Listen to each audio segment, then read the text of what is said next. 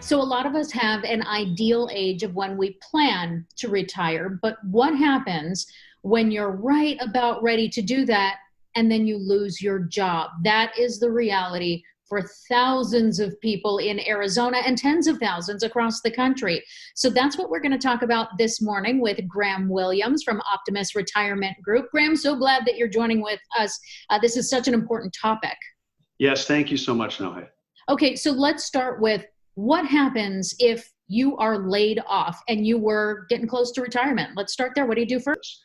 So the government's taken a lot of steps to try and help people that have lost their jobs.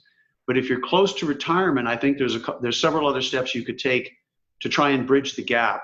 So we can discuss those. And I want people also to remember that, we're optimists about this type of thing.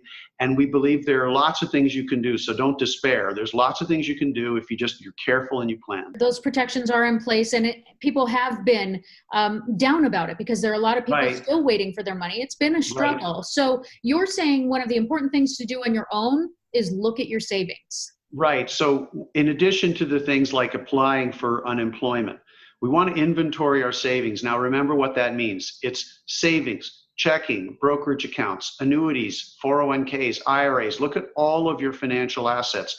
Look at your home equity. Look at everything you have to try and figure out how much do I have. And then if you've done any planning or you have some questions about this, you might want to say, well, what would I need to retire?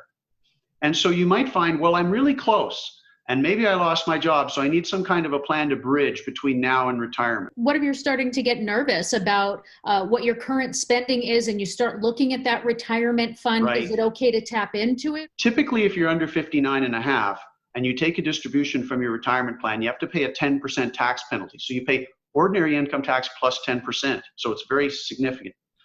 With this year, they've changed that rule so that you can take up to $100,000 out of your retirement plans and not pay the penalty, okay, if you're under 59 and a half. If you're over 59 and a half, there is no penalty because that's what the funds are for.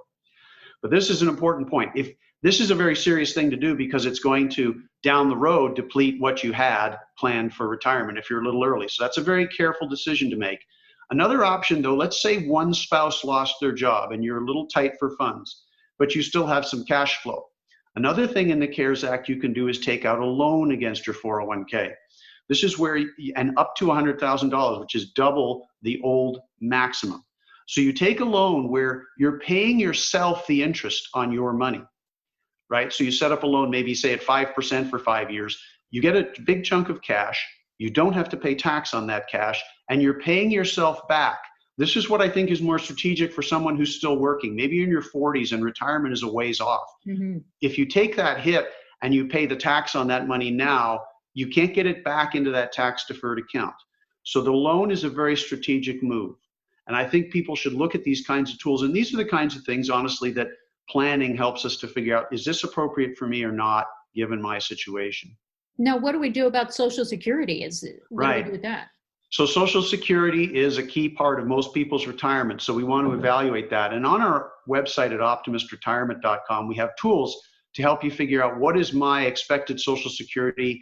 What is my full retirement age? Most people think 65, but it's actually 66 and 67 now, depending on your date of birth.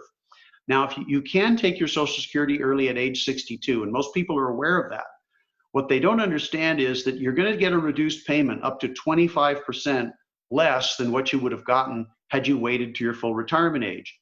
The other issue here is that if you return to work, even part-time work, all you have to do is make a little bit more than $18,000 a year, and they begin to phase out your Social Security because you've got earned income. So this is a really big decision because what you could be doing is locking in a lower lifetime payment, and then if you start working again, you don't get any money at all. So this could be a really significant thing. This is another example of an item you need to sit down and do some planning about, run the numbers, and talk about the implications of getting a part-time job or returning to work or fully retiring. It's all very sound advice, and I love the optimism. That is why you're called Optimist Retirement. Graham, thank you so much for your time and for your sage advice. Thank you, Nohe.